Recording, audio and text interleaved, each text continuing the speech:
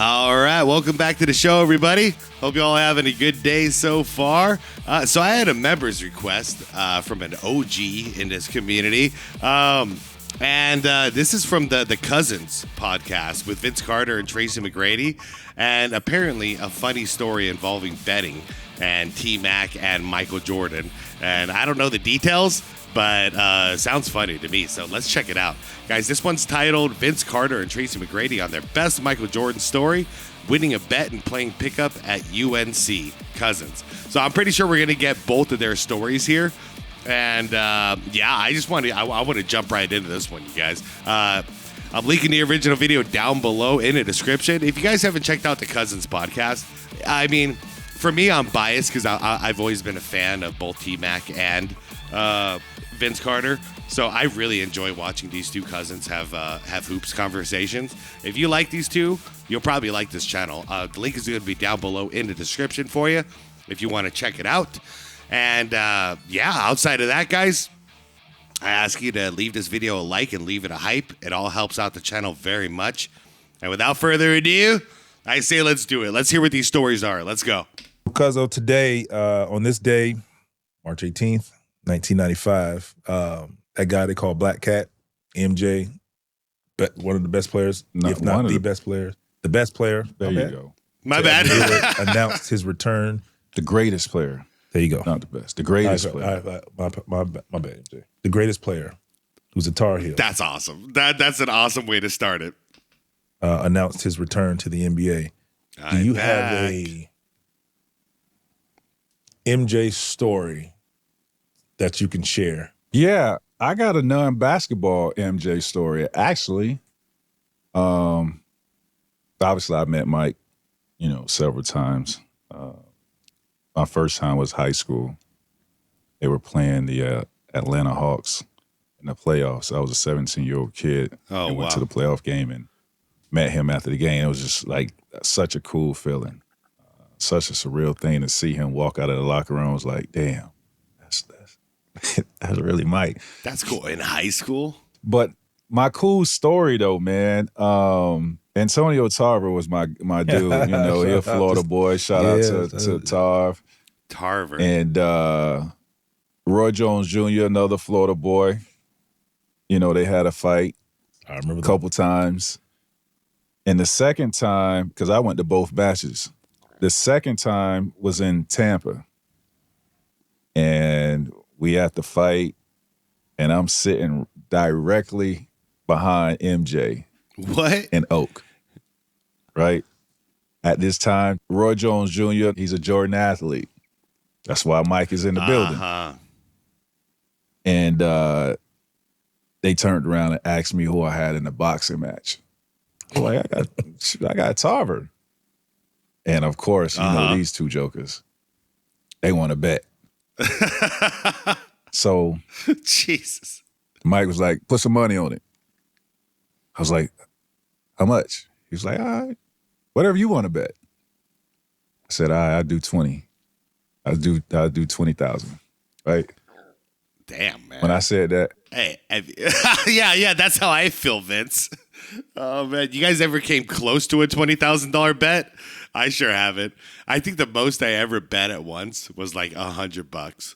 And that's because I was hot at the blackjack table. Started out as like $10, then went up to 20, then went up to 40, and then eventually I played a couple of hands of 100 until I lost one, and I'm like, I'm out. What?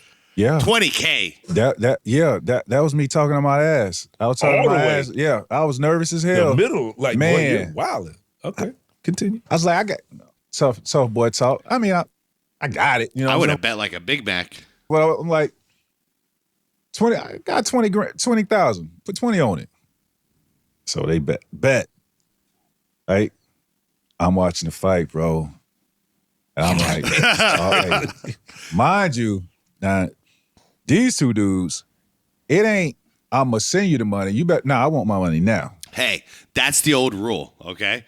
And I still get frustrated with that, especially with today's technology. We could like Zelle or Cash App or whatever the hell. But dude, you don't bet money face to face with somebody unless you have the money to pay them, especially when you're going to still be face to face. whenever the contest is over and there's a clear winner of the bet. Like, I don't like that. And I've experienced that with people where I win the bet and then they're like, oh yeah, I got to pay you tomorrow. And then this becomes an event, or like a repeating situation where every day now I got to be an asshole and ask you where my money's at. That's my least favorite thing in the world to do. Friendships can get ruined over this stuff because some people just don't want to pay. And dude, it's like $10 or $20. It's like, dude, pay me the money. Like, what is the problem? Why did you bet if you don't want to pay the damn money? I want my money now. You know how Oak is. Tonight. Yeah, tonight. Yes, I do. You know how Oak is. It's a good lesson. I want my money right now, bro. So I'm saying like, hey, man, come on, Tara, dog.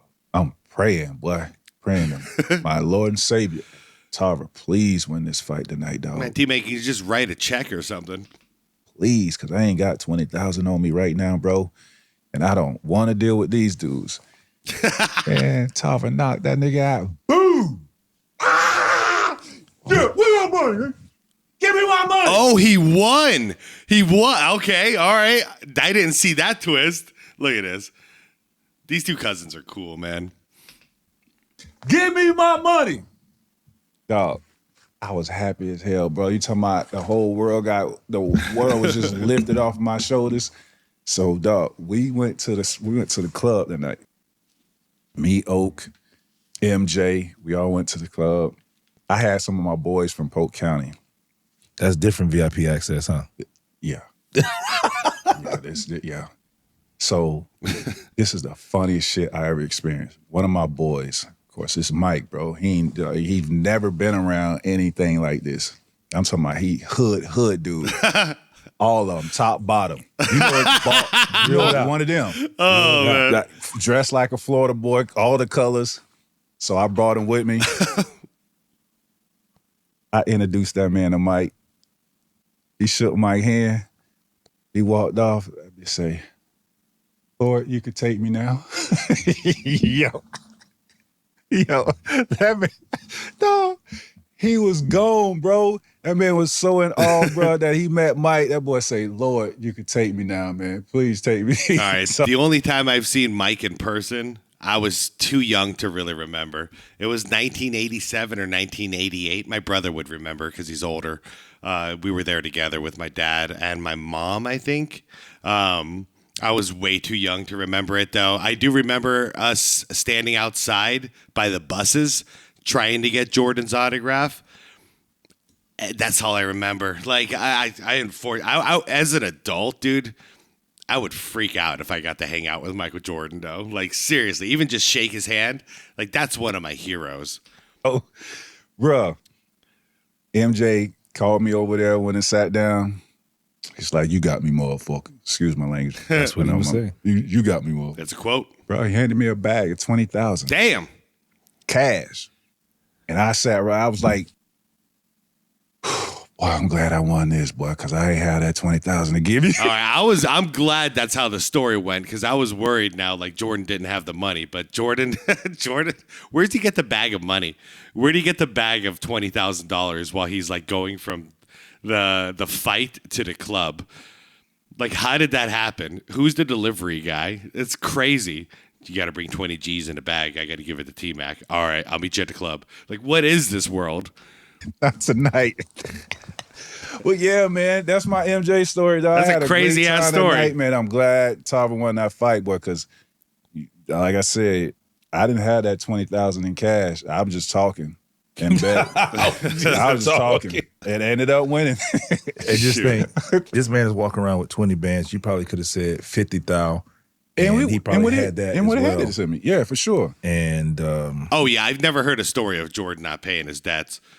But nah, that was a great night. Just winning that, but seeing my homeboy, the way he was like, Lord, this is the way he reacted after Mike shook his hand. Yeah.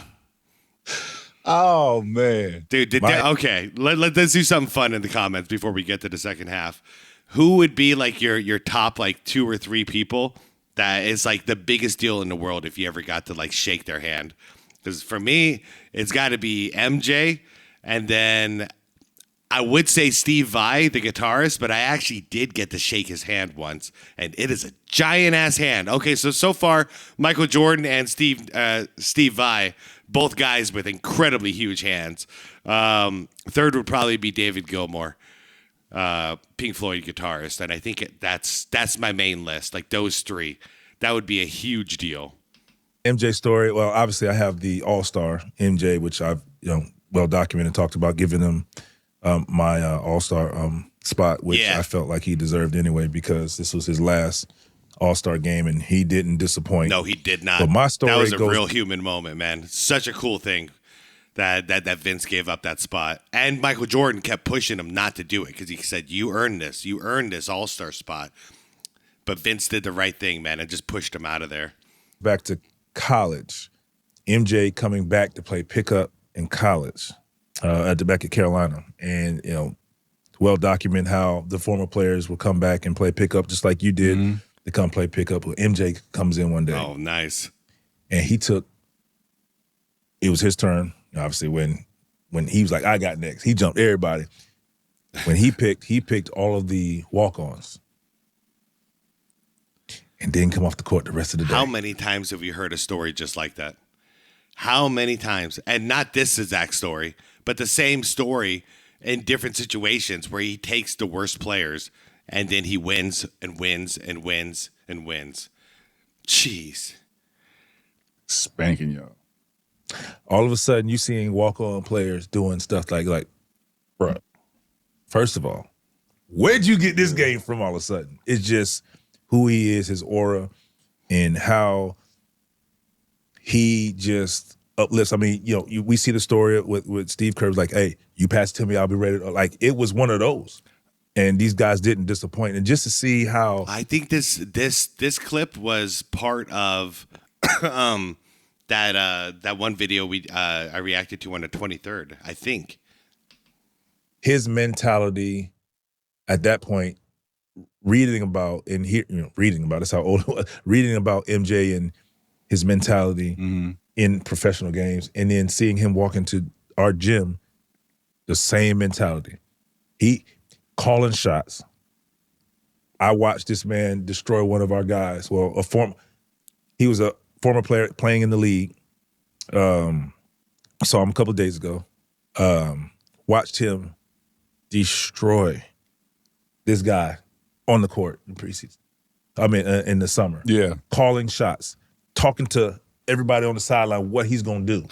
Like, that was MJ. And it was so dope to watch because, like, oh, I want that. And we all want that, but like the same time, in reality, we only got it like that. But it was just that you hear about it, like you got to see it in person. Like, we got to see that dude do his thing. Yeah. Not outside of 20,000 people. Like 20,000 people, MJ is MJ, whatever. But we got to see who MJ is when he playing pickup, and like it was crazy to see, man. Like, and to guard him. So that was my first time getting to guard him, and obviously playing him as a pro. He's still like, It's funny in all these stories about when he's playing when the cameras are off.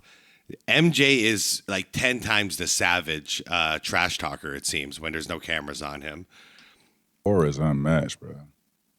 It's unmatched. Oh, I've never met anybody with that type of aura. And I watched this man gamble before and watched him lose, and he didn't blink.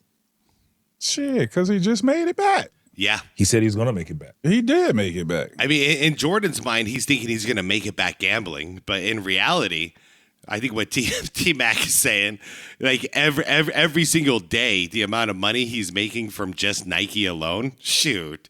He can gamble as much as he wants, man. He's got no worries. And probably not from gambling. Right? Shout out to the Jordan brand. Jordan, yeah. Facts. But like the man didn't blink. I was sick to my stomach watching him lose. And he was like, that's all right, I'm going to go play 36 holes of golf and I'll get it back tonight. I was like, you're going back? No way. That's just amazing. But man, like you said, he's unmatched. He is who he is. And not only now is he winning, in the Jordan brand in life, now he's winning in NASCAR. Yeah. Yeah. That's back-to-back wins. Like it's just 3 of them. Man just knows how to win. Point blank. Period. Salute to you, MJ. Yes, sir. That's awesome. That is awesome. You know, whenever I hear these guys talk about MJ, I always think about that Wizards run. You know, where they actually got to go head to head, and those were some classic matchups. And they both kind of traded off getting the best of each other. And my favorite thing was watching MJ just go, okay, you're the best offensive player on the team. My shot's not going in right now. Let me prevent you from scoring in the second half. And him effectively doing that and then winning the game. Like, that kind of stuff is just, you know, when it comes to a young, you know, high flyers like T-Mac and Vince, and they're coming into the league, and then you got this old man who is going to find a way to beat you in a way you never thought about, which is like, I'm not even going to beat you with my scoring. I'm going to prevent you from scoring, and therefore, we're going to win. You know, like to teach them a lesson like that, I thought was awesome to do, because that's a true champion right there.